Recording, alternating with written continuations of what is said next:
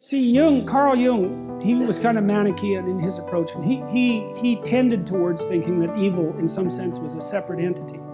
You know, and I thought about that for a long time because there's a potency about evil that just can't be brushed away. And so, to deny the reality of evil, in some sense, I think is the ultimate in naivety, even though it's a word that you won't hear used, for example, very often in universities anymore. But I just can't understand that at all. But I thought about that a lot, and so I'm going to kind of answer that question by hitting it scattershot.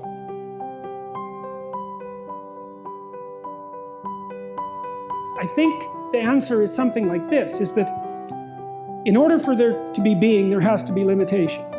In order for there to be good, there has to be the possibility of evil. I think the right path is to exist such that the possibility of evil remains open, but that you choose the good. And I don't think that evil per se is built into the structure of the world.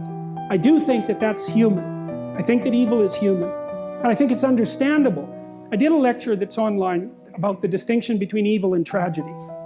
And tragedy seems to be built into the structure of the world, and perhaps you can blame God for that. I mean, it doesn't seem to me that it's your fault that there are earthquakes, for example.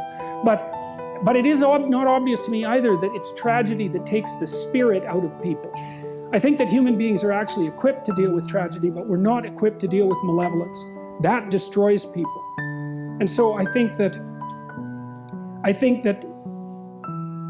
metaphysically speaking, the world is structured so that people have a choice between good and evil. So then the next question is, why do we have a choice? And that's where my knowledge runs out.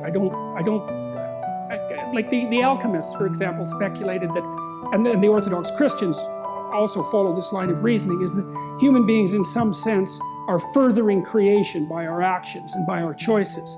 And I think there's something to that. It's like creation is unfinished in some sense, and that we're participating in moving it in whatever direction it is that we want to move it.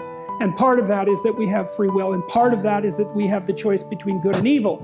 And that's also all associated with the significance, maybe the cosmic significance of our lives.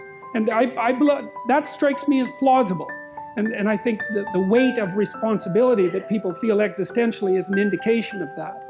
So that's about the best I can do with that.